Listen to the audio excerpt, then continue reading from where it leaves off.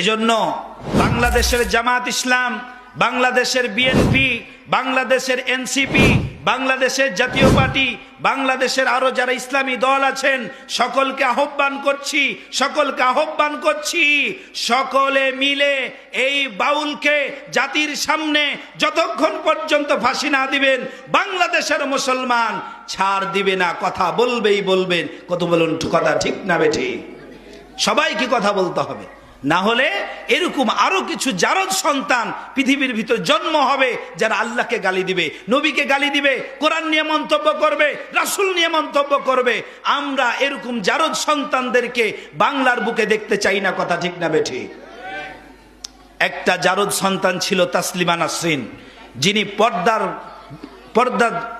একটা ফরজ বিধান এই বিষয়ে খারাপ মন্তব্য করার কারণে বাংলাদেশের প্রাণপ্রিয় মুসলমান তাকে জুতা পিটা করে এই বাংলাদেশ থেকে বের করেছেন।